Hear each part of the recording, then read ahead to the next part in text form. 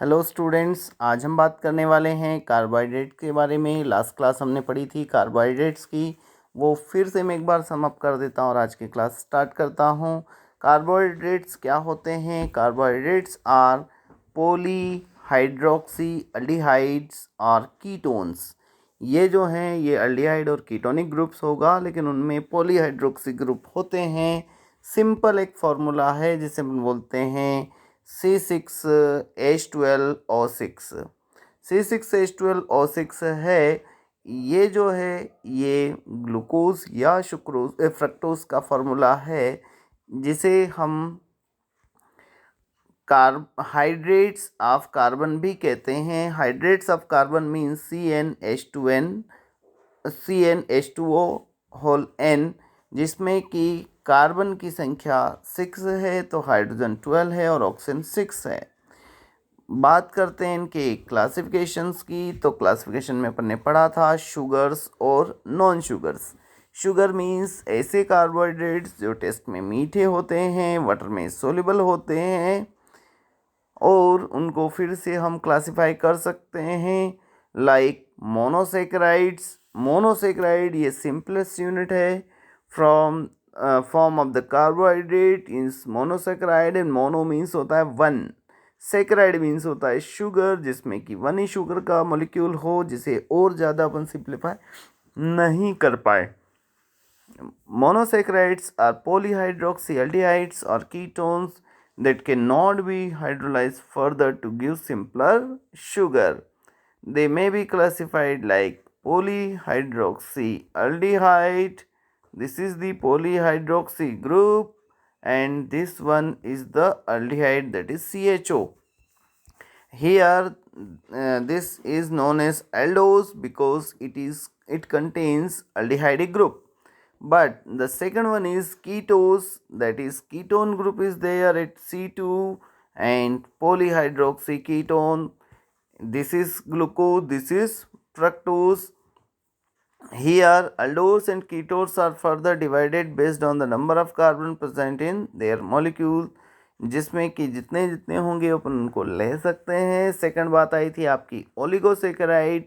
Oligosaccharide means ऐसे saccharide जिनका hydrolysis अगर अपन करेंगे तो उनसे मोनोसेकेराइड यूनिट फॉर्म होगी।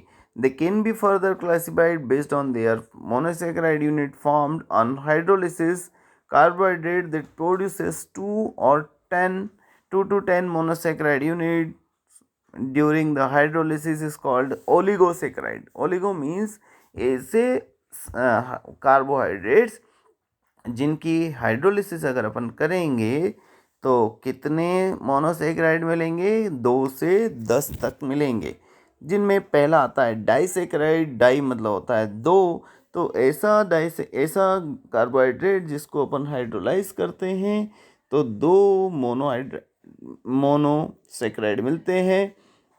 फॉर एग्जांपल अपन लेते हैं सुक्रोज, तो मिलेगा ग्लूकोज और फ्रक्टोज। जब हम लेंगे माल्टोज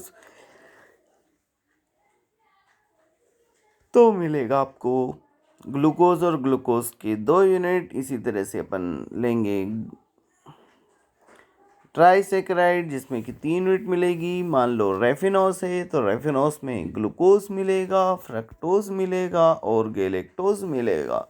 तो रेफिनोस जो है उसका हाइड्रोलिसिस अपन करते हैं तो it forms it gives glucose, fructose and galactose. फिर आते हैं पॉलीसेकेराइड। पॉलीसेकेराइड मतलब जिनके हाइड्रोलिसिस से नंबर ऑफ मोनोसेकेराइड यूनिट निकलेंगे। For example starch. स्टार्च भी एक पॉलीसेकेराइड है, लेकिन ये स्वाद में मीठा नहीं होता और ये नॉन शुगर में आता है। सम कॉमन एग्जांपल्स अगर अपन बात करते हैं तो वो नॉन शुगर में आते हैं स्टार्च, सेलोज, ग्लाइकोजन एक्सेट्रा। जब हम स्टार्च को हाइड्रोलाइज करते हैं तो नंबर ऑफ यूनिट मिलती है आपको ग्लूकोज की। बात करते हैं अपन डी एंड एल नोटेशन की, कि कैसे अपन किसी ग्रुप को पहचाने कि वेदर इट इज़ डी और एल। तो अगर ये राइट साइड में OH लगा है तो ये क्या होगा? ये होगा आपका डी ग्लिसरल्डिहाइड, लेकिन अगर ये OH जो है वो आपका लेफ्ट साइड में लगा है तो ये होगा आपका L glyceraldehyde. But on the basis of this, we can see that the glucose is of two type. It belongs to D series और L series. D series में आप देख रहे हैं तो OH राइट साइड है, डेक्स्ट्रो है. This OH at dextro position. तो ये डेक्स्ट्रो है मीन्स ये क्या है आपका डी सीरीज है. लेकिन यही एल सीरीज में देख रहे हैं तो लेफ्ट साइड OH है means it is L series glucose. तो यहाँ डी और एल है और डी ग्लूकोज को ही अपन डेक्स्ट्रोज कहते हैं, जिसका यूज़ इंजेक्शन में किया जाता है. जब भी कमजोरी आती है डॉक्टर डेक्स्ट्रोज लगाता है. बात करते हैं अपन फर्दर क्लासिफिकेशन की. तो क्लासिफिकेशन में आपका आता है ketose and aldose. Ketose and aldose अपन ने देखा.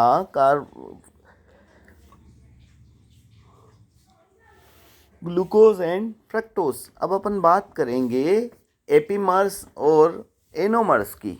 आप ध्यान रखना एनोमर किसे कहेंगे.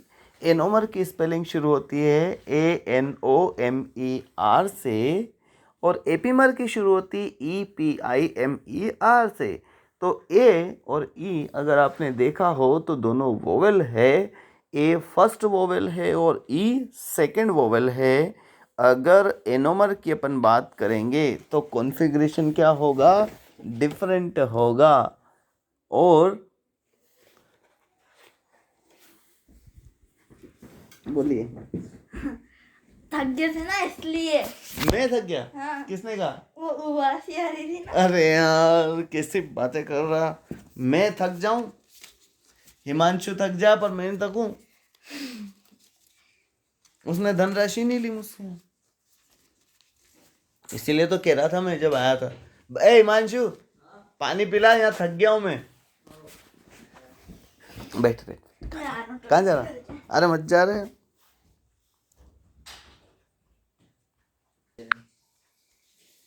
तो यहाँ हम बात कर रहे हैं एनोमर की. तो एनोमर जो होगा उसमें कार्बन नंबर 1 पे डिफरेंट कॉन्फ़िगरेशन होगा या उसका डिफरेंट स्ट्रक्चर होगा. यहाँ अपन ईपीमर की बात कर रहे हैं.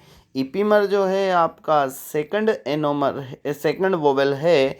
तो यहाँ पर भी कार्बन नंबर 2 पर इसकी स्ट्रक्चर चेंज होगी. और अगर कार्बन नंबर 2 पर स्ट्रक्चर चेंज है then this is known as epimer.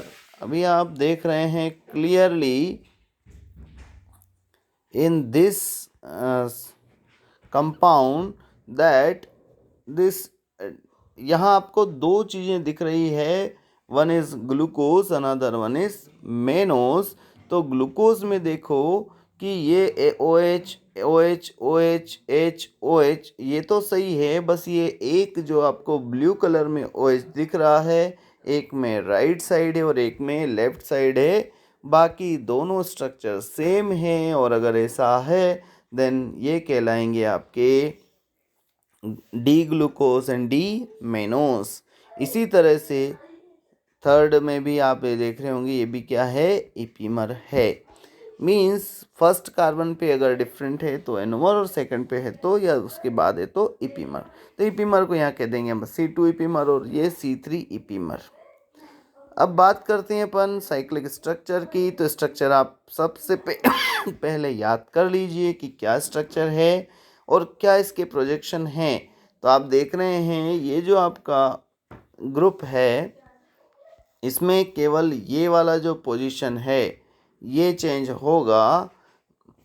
Means OH OH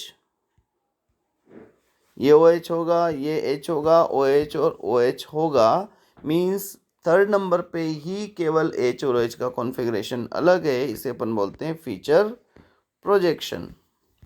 now हम बात करेंगे, ये सारी चीज़ें अपन लास्ट में भी देख चुके थे. Fischer projection. फिशर प्रोजेक्शन मतलब फिश लाइक स्ट्रक्चर होगी, वो अपने को देखना है. रिएक्शन अपन ने देख ली थी ग्लूकोज पर. एसिटाइल ग्रुप की ये 5 OH ग्रुप को कंफर्म करता है, ग्लाइकोसाइड बनाता है। फिर अपन ने देख लिया था एनोमेरिक इफेक्ट। एनोमेरिक इफेक्ट मतलब कि यहाँ देखो, एनोमर मतलब कि कार्बन नंबर 1 पे पोजीशन डिफरेंट हो। ये कार्बन 1 है, यहाँ OH नीचे है और यहाँ पर OH ऊपर है। ये देखो, ये ऊपर दिख रहा है और ये नीचे दिख रहा है। और अगर ये ऊपर और नीचे है मीन्स हम कह सकते हैं कि ये एनोमेरिक डिफरेंस है। कौन सा डिफरेंस है? ये एनोमेरिक डिफरेंस है, जिसमें OH की पोजीशन कहीं ऊपर और कहीं पे नीचे है। तो बात करते हैं अपन आगे की। कभी कभी ऐसा भी पूछा जाता है reducing and non reducing sugar. तो रिड्यूसिंग शुगर किसे कहते हैं? जो रिड्यूस कर दे टॉलेंस रिएजेंट को, फेलिंग सॉल्यूशन को या वेनेडिक सॉल्यूशन को। अगर ये रिड्यूस कर रहे हैं तो इसे कहते हैं रिड्यूसिंग शुगर। लेकिन कुछ शुगर जो है वो नॉन रिड्यूसिंग होती है। अब हम बात करते हैं इपिमराइजेशन की। इपिमराइजेशन मीन्स चेंज इन कॉन्फ़िगरेशन। एक इपिमर से दूसरा इपिमर अपने को बनाना है तो वो भी अपन बना सकते हैं। यहाँ पर एक और चीज़ जो इम्पोर्टेंट है वो आएगी आपकी किलियानी सिंथेसिस। रफ मेथड भी देखी अपन ने, रफ मेथड के बाद अपन देख रहे हैं किलियानी सिंथेसिस। किलियानी सिंथेसिस का यूज़ अपन करेंगे एक कंपाउंड से दूसरे कंपाउंड को बनाने के लिए। तो यहाँ अगर हम बना रहे हैं तो यहाँ पर देखिए आप, रिंग की साइज़ आपको पता चल गई है, डाइसैकेराइड क्या है ये पता चल गया, मोनोसैकेराइड क्या है ये पता चल गया है। तो हम बात करेंगे अभी किलियानी सिंथेसिस की। Just a minute. Osazone formation हम देख चुके हैं, रफ मेथड हम देख चुके हैं, किलियानी सिंथेसिस की हम बात करेंगे। तो किलियानी फिशर सिंथेसिस क्या है? ये इंक्रीज करता है एल्डोज से। एल्डोज में एक कार्बन अगर अपने को बनाना है, मान लो आपके पास 5 कार्बन का कंपाउंड है और सिर्फ 6 कार्बन का कंपाउंड बनाना है, तो आप क्या करेंगे? उसमें किलियानी सिंथेसिस करेंगे। किलियानी synthesis is used for increment of carbon chain. यहाँ आप एन देख रहे हैं, सपोज 5 है, SCN और KCN के साथ रिएक्शन होगी तो हाइड्रोसाइनिन बनेगा या साइनोहाइड्रिन बनेगा। इसको अपन रिड्यूस करेंगे तो इमीन बनता है, और इमीन का हाइड्रोलिसिस करेंगे तो वापस क्या बन जाता है अपने को। लेकिन आप यहाँ केवल CHO देख रहे थे और यहाँ पे देख रहे हैं CHO plus CHOS, means carbon की चेन की लेंथ बढ़ चुकी है। बात करते हैं अपन अगली वाली कि अपने को और भी चीज़ें बनानी हैं, तो वो अपन एक काम करते हैं, वो पढ़ेंगे अपन नेक्स्ट क्लास में। Thank you.